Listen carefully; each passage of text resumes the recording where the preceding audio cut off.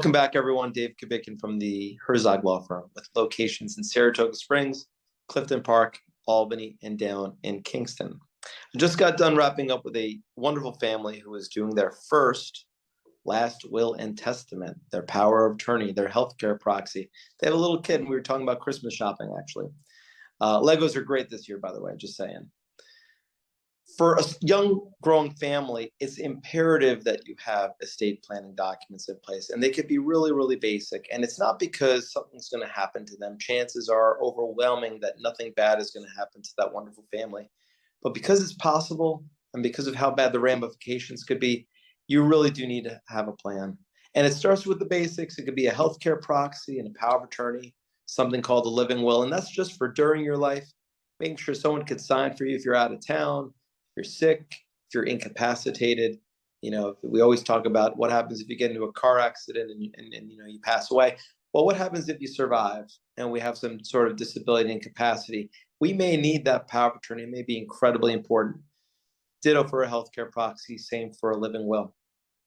But I want to focus on a last will and testament, the most important part of an estate plan for a young family.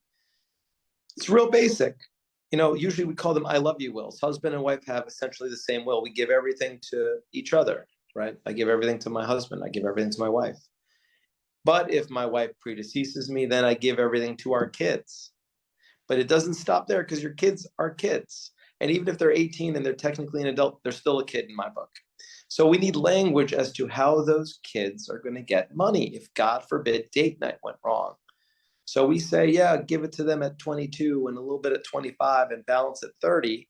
But then more importantly, you're naming really important people, not just an executor for the will, but also maybe a trustee for the money for that young child, a guardian for that child under 18 years old, a legal guardian to be the person who, picks kids up from school and so on. A legal guardian is way more important than the financial aspect until someone turns 18, and then all of a sudden that financial aspect becomes so important as well. So your basic will, executor, trustee, guardian.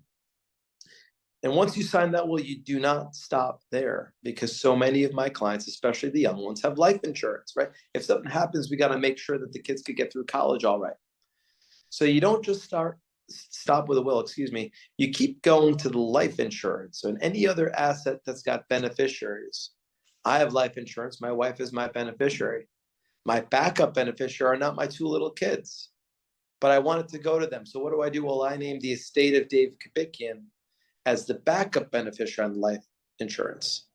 And I know that money's going to go right to where the will is. And specifically, it's the provisions that say, if my wife predeceases me, I give everything to my kids as follows. So that way you can make sure all of your money is going to stay protected for your kids through their life. Hope you enjoyed. Dave Kubikian from the Herzog Law Firm.